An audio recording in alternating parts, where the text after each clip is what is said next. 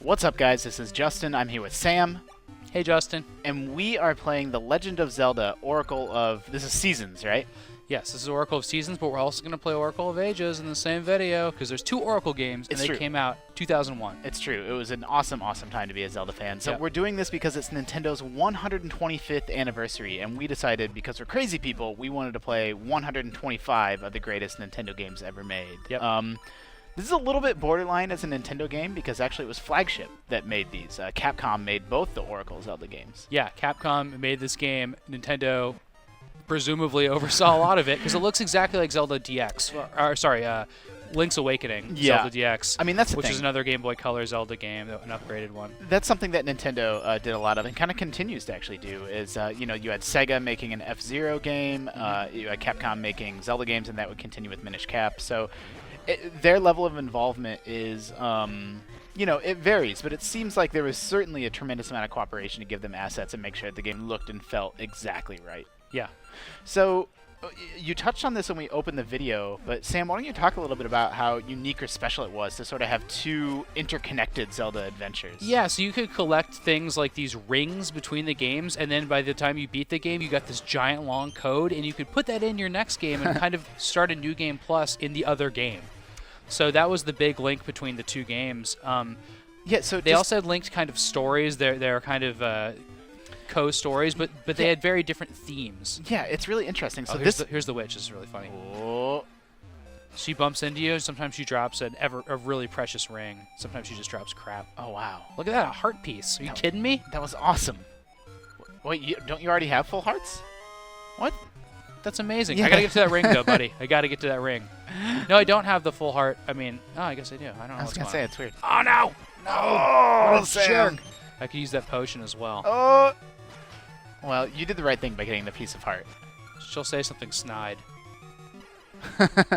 So we are playing Oracle of Seasons right now, and the other one is Oracle of Ages. And Seasons whole thing, it's got this whole season switching mechanic. I'll get to a stump in a second, and I'll show you how to switch seasons. It's really, really cool. So it was used, mechanically all throughout the game for basically puzzle solving. Like you would come back to different areas in different seasons, and they would look different. They would give so you like holes in the ground might be filled with snow in the winter, or trees that block your path might be withered in the summer months. Stuff like that. And whereas Oracle of Ages was a little bit more like Ocarina of Time, with like sort of a basic time travel mechanic, like travel between what it was just one other. There are these two time periods you could switch between. Yeah, so that's what I really like about this game, is that there's actually kind of like 4 different versions of the overworld to explore. Yep. I think that's really cool. Oh, and you look at can that jump. That was awesome. It's I like a good jump. I like being too. able to jump in games. Yeah, because you can control it in the air. He's like a little sugar glider. He's got like a nice glide mechanic there. It feels really good.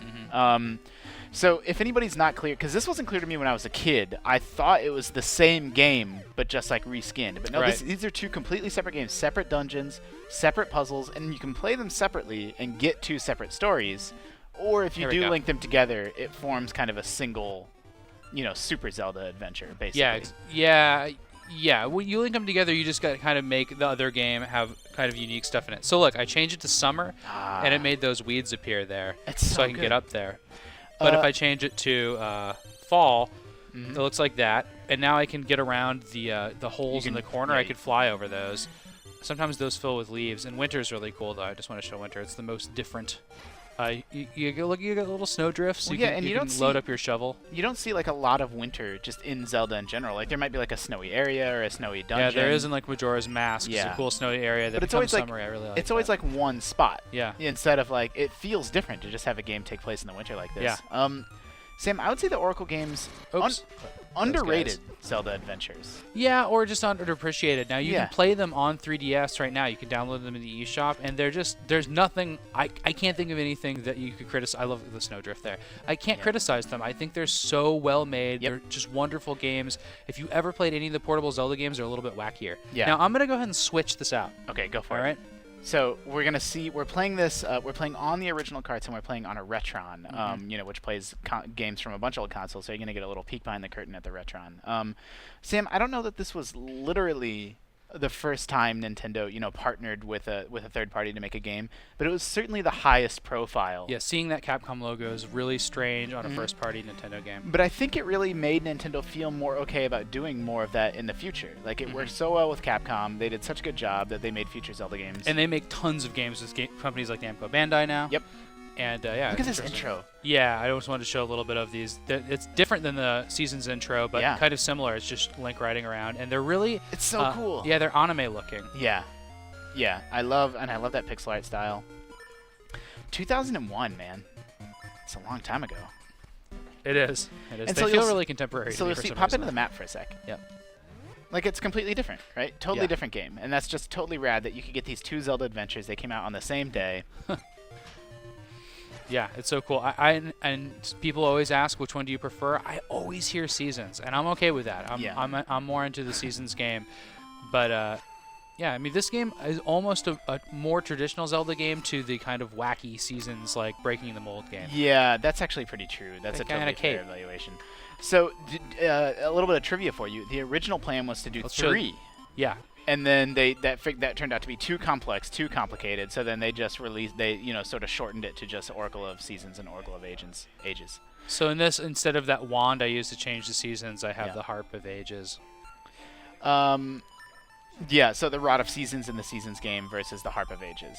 Look at them rocking out. I love how musical the Zelda franchise is. Will I be underwater now? No. Close. So now that spot is the portal to the future. It's kind of similar to a mechanic in Link to the Past where you use the mirror for a little while to get around.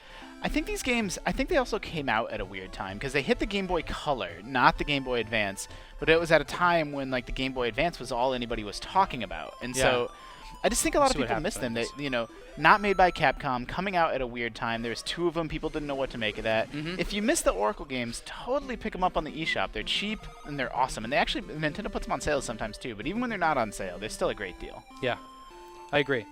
So we should wrap this up. But we are playing so many other Nintendo games in addition to these 2, which are just fantastic. Some of Nintendo's best. We're playing many more that are better and some that are equally as good. Yes, so please, I hope you're enjoying going on this Nintendo nostalgia trip with us. If you are, leave a comment. If you're not, click around and watch some of these other videos. They're all on a playlist on YouTube and on IGN. So remember that for all things Nintendo, you can keep it locked to IGN.